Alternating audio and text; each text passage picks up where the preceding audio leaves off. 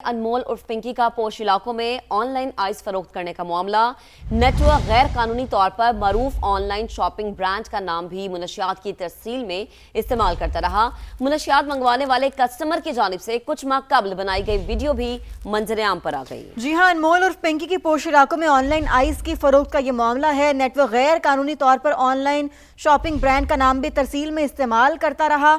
Online brand के bag भी मुनशियात फरोशी में गैर कानूनी तौर पर इस्तेमाल हुए।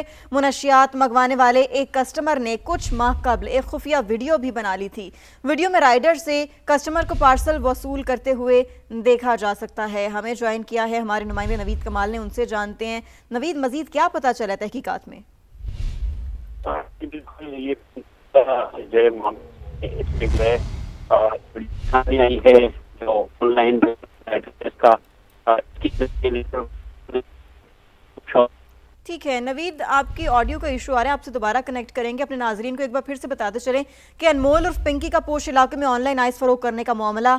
नेटवर्क गैर कानूनी तौर पर मारूफ ऑनलाइन शॉपिंग ब्रांड का नाम भी मुनशियात की तरसील में इस्तेमाल करता रहा है।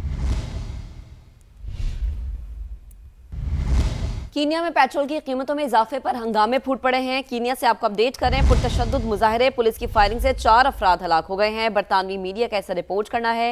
हंगामों के दौरान जलाओ घेराव, 30 से ज्यादा अफराद जख्मी हुए हैं। हुकूमत के खिलाफ एहतजाज के दौरान 348 अफराद गिरफ्तार कर लिए गए हैं। बरतानवी मीडिया ऐसा रिपोर्ट कर रहा है।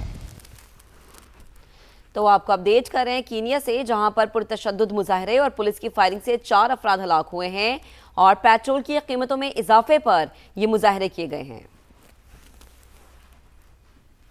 तालिबान रजीम के इख्तिलाफ राय दबाने की नई साजिश, बेनकाब काबुल का डिजिटल ब्लैकआउट मंसूबा सामने आ गया। तालिबान रजीम ने तनकीदी आवाज़ें दबाने के लिए मुल्क की डिजिटल ब्लैकआउट और इंटरनेट बंदिश जैसे हथकंडे शुरू कर दिए। अफगान जरीदे के मुताबिक नजरियाती एहतसाब, जबर और धमकियों के बाद डिजिटल ब्लैकआउट तालिबान रजीम के एजेंडे का हिस्सा बन चुका। मालूमात के आज़ादाना बहाव को रोकने के लिए डिजिटल ब्लैकआउट का मकसद जबरी निज़ाम का तहफ़्फ़ुज़ और इख्तिलाफ राय को दबाना है। तालिबान रजीम की जानिब से इंटरनेट की बंदिश नफ्सियाती जंग का हिस्सा है, जिसका मकसद दुनिया से अफगानिस्तान के हकायक और हकीकी तस्वीर को छुपाना है। तालिबान रजीम की पॉलिसीज ने अफगानिस्तान को इंसानी बहरान की दलदल में धकेल दिया है। अफगानिस्तान आलमी तन्हाई, इमदाद में कमी और शदीद मुआशी बहरान का शिकार हो चुका है। तालिबान रजीम के मुआशी दावों के बावजूद लाखों अफगान खानदान बका की जंग लड़ने पर मजबूर हो गए हैं। अफगानिस्तान को बढ़ती गुर्बत और भूख से इंसानी बहरान का सामना है। BBC की रिपोर्ट में ये इंकशाफ हुआ है।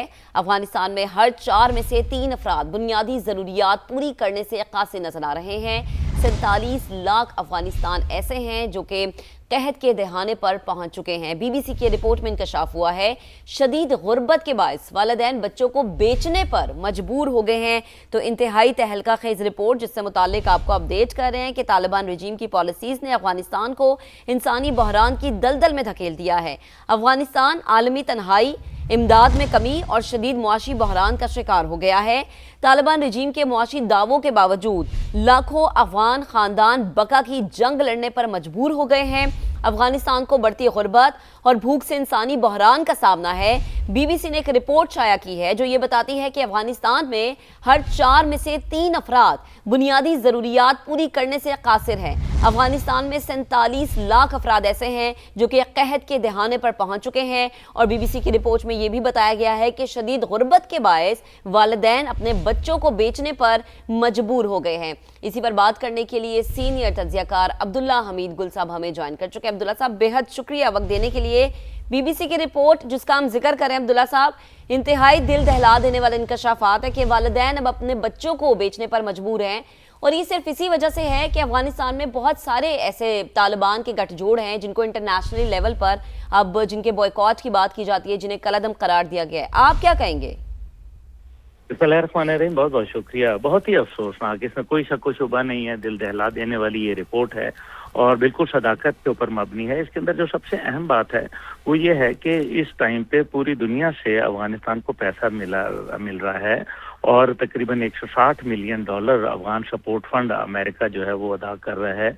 اور ہر ماہانہ دیتا ہے، اور اسی طرح سے تقریباً جب سے ان کا انخلا ہوا ہے تو اس کے بعد سے تقریباً $18 بلین افغانستان کو دیا جا چکا ہے، لیکن یہ عوام تک پہنچ نہیں رہا۔ اس کا مطلب ہے کہ افغان طالبان حکومت جو ہے اس دہشت گردی کے مقاصد کے لیے اس کو ٹی ٹی پی کو اور القاعدہ کو اسی طریقے سے دیگر دہشت گرد تنظیمیں جن میں بی ایل اے اور مجید بریگیڈ شامل ہیں ان کو سپورٹ کرنے میں یہ پیسہ لگا رہی ہے، جو کہ میرے خیال میں سراسر امانت میں خیانت ہے۔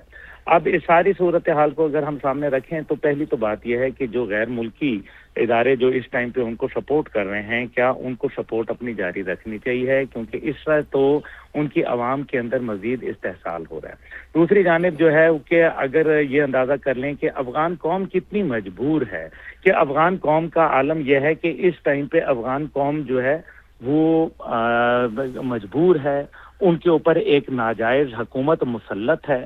افغان طالبان کی حکومت جو کہ صرف دہشت گردی کو اور ہندوستان کے ساتھ تعلقات کو فروغ دے رہی ہے، نہ کہ وہ انسانی حقوق کے اوپر کام کر رہی ہے۔ ابھی آپ یہ دیکھ لیجئے کہ کس طریقے سے افغانستان کی دہشت گردی کی وجہ سے جب پاکستان کے ساتھ ان کے جو معاملات ہیں وہ اور بارڈر جو ہیں وہ سیل ہوئے ہیں تو کتنا ان بیچارے غریب لوگوں کو نقصان ہو رہا ہے، ان کا مشکلات میں اضافہ ہو رہا ہے۔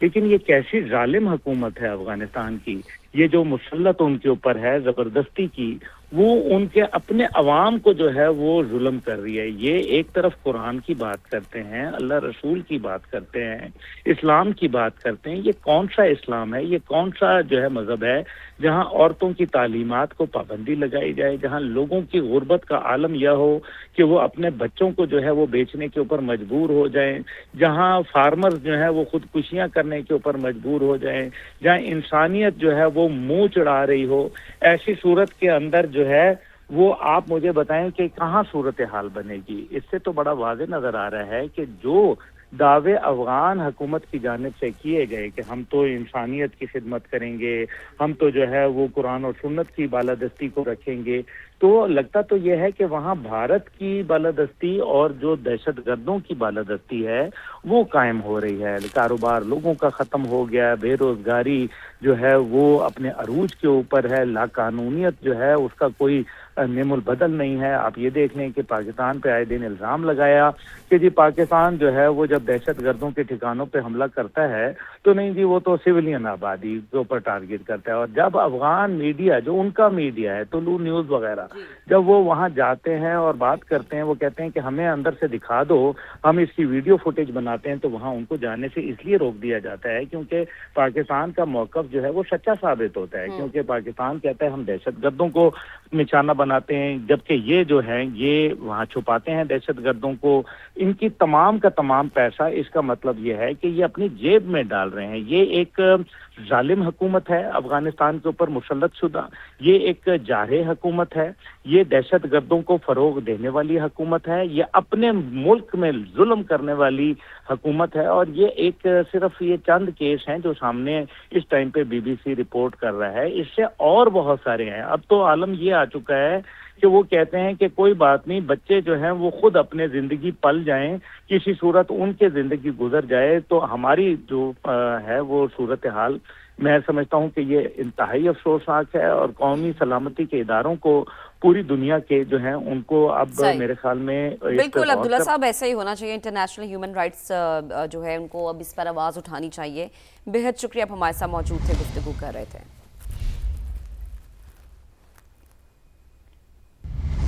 آگے بڑھیں، خبر ہے کراچی سے۔ کراچی میں ڈرگ ڈیلر انمول عرف پنکی کو پولیس نے جوڈیشل کمپلیکس پہنچا دیا۔ ملزمہ انمول عرف پنکی کو کچھ دیر میں عدالت پیش کیا جائے گا۔ پولیس ملزمہ کے مزید جسمانی ریمانڈ کی درخواست کرے گی۔ مزید جانتے ہیں لیاقت علی رانا سے بات کرنے کی کوشش کریں گے۔ آپ کو بتائیں کہ کراچی میں ڈرگ ڈیلر انمول عرف پنکی کو پولیس نے جوڈیشل کمپلیکس پہنچا دیا۔ ملزمہ انمول عرف پنکی کو کچھ دیر میں عدالت پیش کیا جائے گا۔ پولیس ملزمہ کے مزید جسمانی ریمانڈ کی درخواست کرے گی۔ کچھ مناظر بھی آپ سما کی اسکرین پر دیکھ سکتے ہیں۔ پولیس ملزمہ کے مزید جسمانی ریمانڈ کی درخواست کرے گی۔ ملزمہ انمول عرف پنکی کو کچھ دیر میں عدالت پیش کیا جائے گا۔